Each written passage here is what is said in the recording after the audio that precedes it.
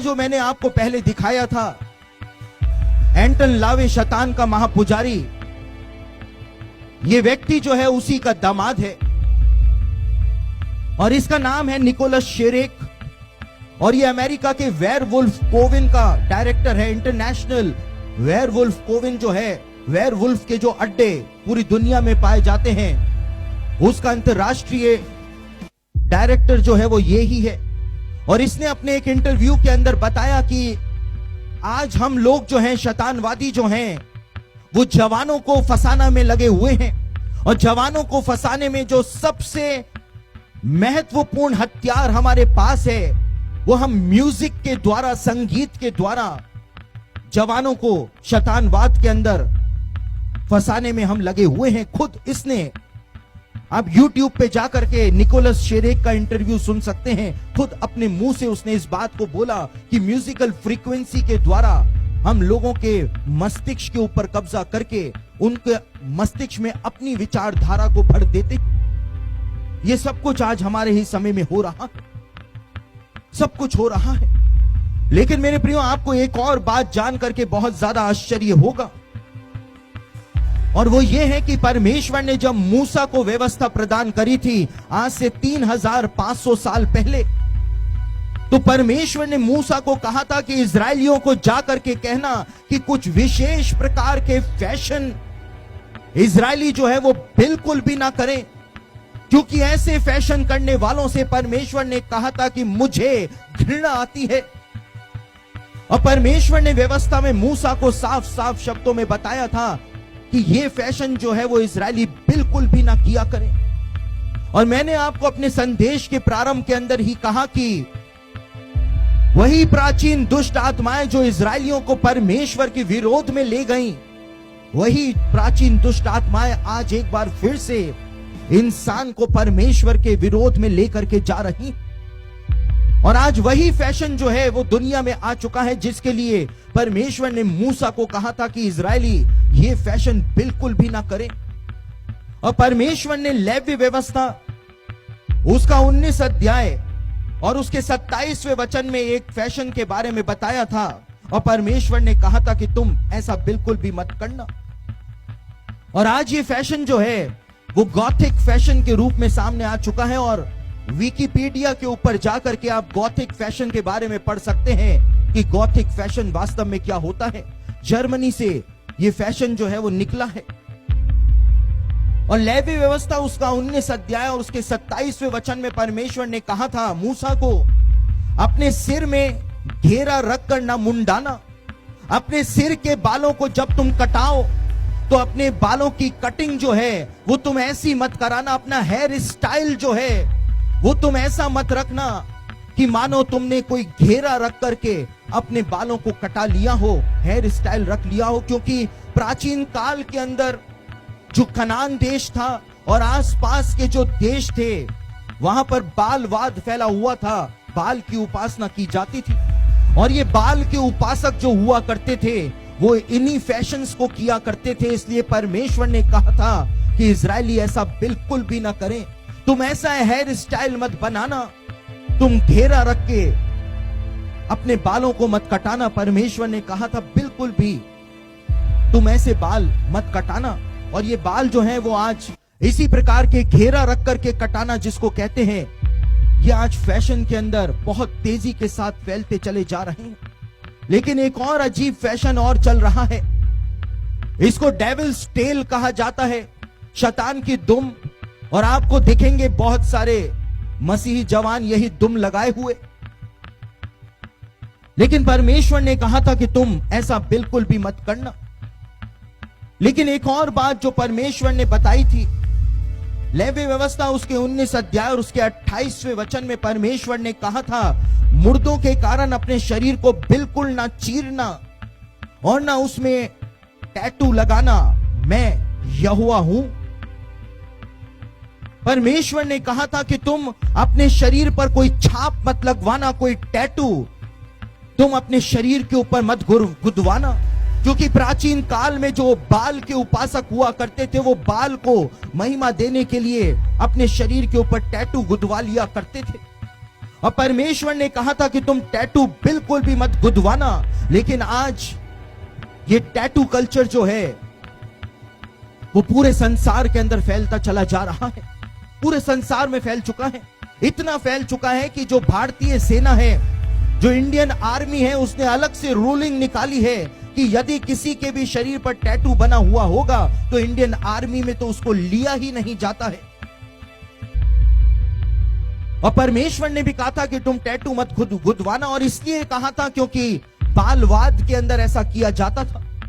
लेकिन मेरे प्रियो, ये बात बहुत कम लोगों को पता है कि परमेश्वर ने एक और कारण था जिसकी वजह से परमेश्वर ने कहा था कि तुम अपने शरीरों पर टैटू मत गुदवाना।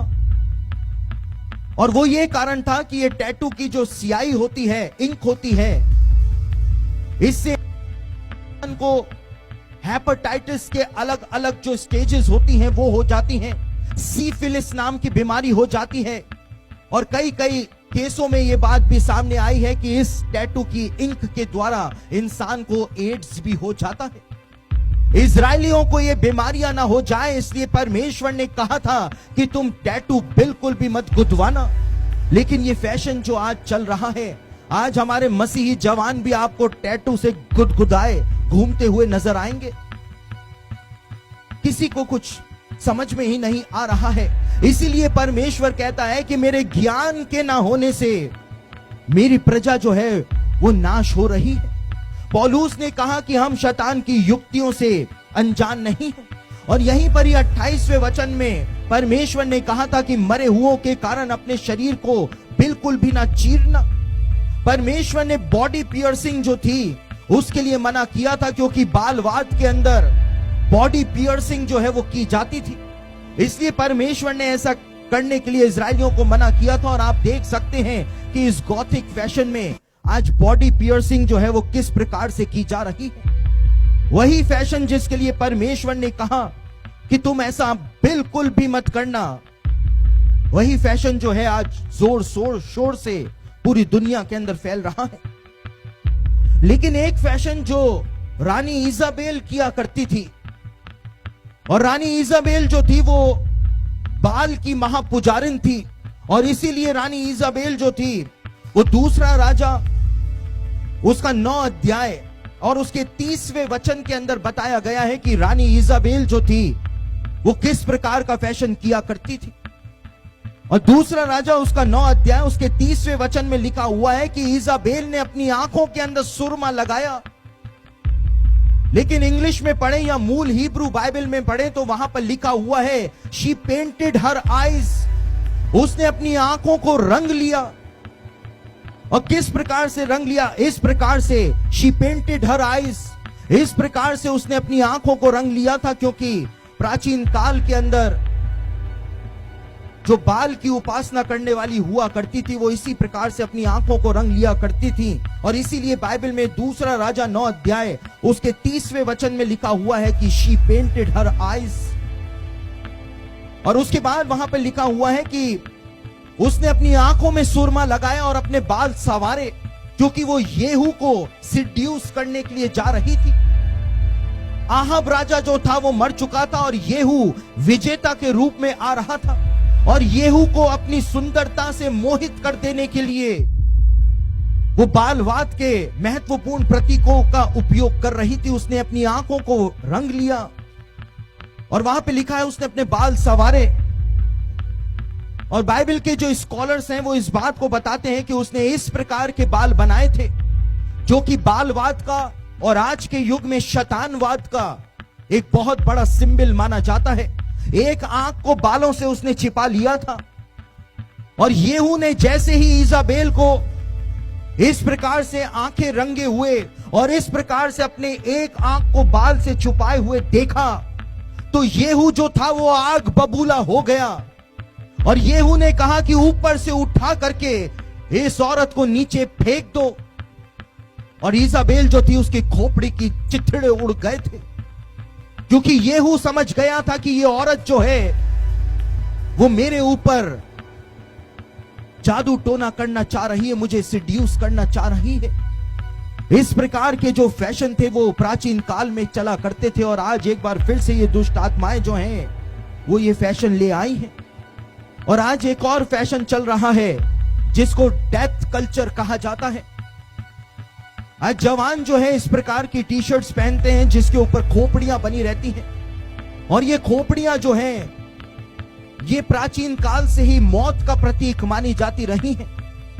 और डेथ कल्चर जो है आज पूरी दुनिया के अंदर जवानों के द्वारा किया जा रहा है।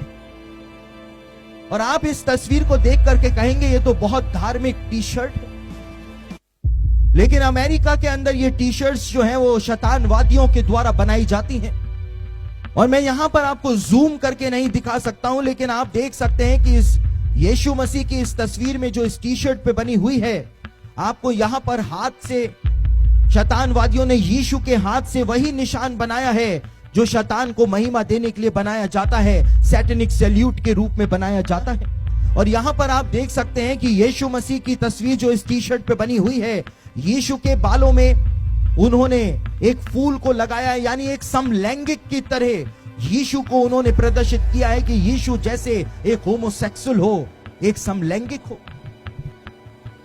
और मसीही लोग जो हैं इन सारी गूढ़ चीजों को समझ नहीं पाते हैं और ऐसी टी शर्ट्स हजारों रुपए में खरीदते हैं बड़े बड़े ब्रांड्स से, और इन टी शर्ट्स को पहनते हैं और नहीं समझते हैं कि इनके कारण परमेश्वर का श्राप जो है वो जीवनों के ऊपर आ जाएगा। समझते ही नहीं है, उनको ज्ञान ही नहीं है।